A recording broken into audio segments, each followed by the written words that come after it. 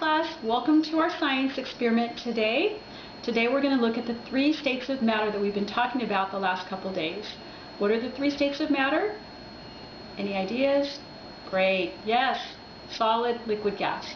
And we're going to use water to see those properties, to see the three states of matter. So we'll use water in its liquid state, water in its solid state, and water in its gas state.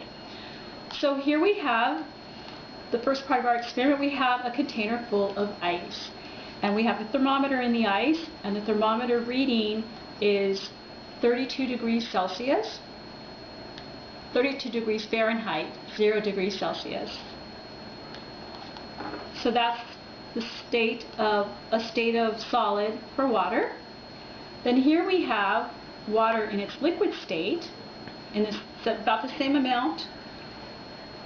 And this is room temperature, and this thermometer reads about 12 degrees Celsius or 54 degrees Fahrenheit. And in this last state of matter, which is the gas state of water, we have boiling hot water. Let's go ahead and put this thermometer in to get the temperature. And the temperature of boiling water is 100 degrees Celsius or 212 degrees Fahrenheit. So here we have water in its three states of matter: solid, liquid, and the gaseous state, the steam that the boiling water is giving off. And then for our final example, we have dry ice in about the same amount. And this dry ice, let's take the temperature of that.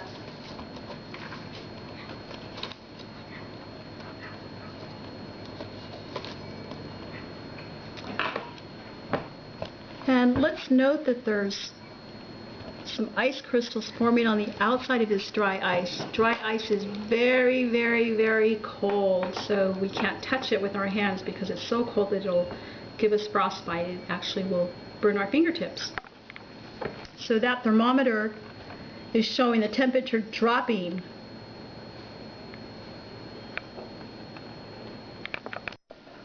So here we have our three states of water. Water in its So here we have water in its three states of matter. Water is a solid, water is a liquid, and water as a steam that we boiled. And let's notice that I can pick up this ice. It's very solid, it's very cold, but I can pick it up and I can hold it. But it holds its shape. I can do the same thing with water, but I can't pick it up. If I put both hands in here, the water will take the shape of my hand. Liquids take the shape of the container that we put it in.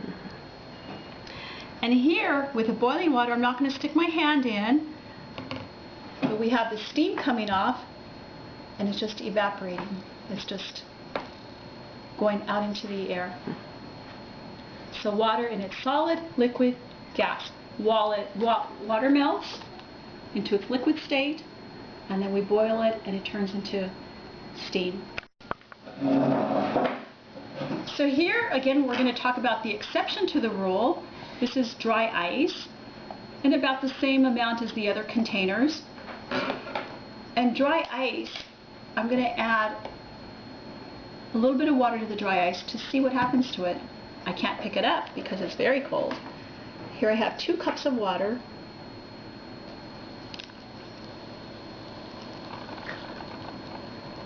And that dry ice is turning into a vapor.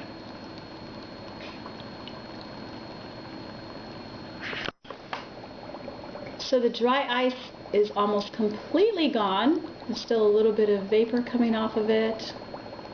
Let's measure how much water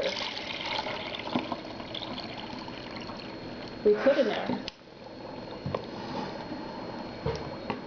And the amount of water that's in this measuring cup is exactly 2 cups, which is the amount that we started with when we began to pour the water into the dry ice. Normally when we add liquid to water, we get more water. In this case, we started with dry ice, and we added 2 cups of water, and we still have 2 cups of water. Instead of 4 cups, or 3 cups, or 5 cups, we still have the same 2 cups of water. What happened to the dry ice? The dry ice turned into vapor. It turned into a gas. So this is the exception to the rule that matter changes from solid to liquid to gas. Dry ice goes directly from a solid state to a gas state.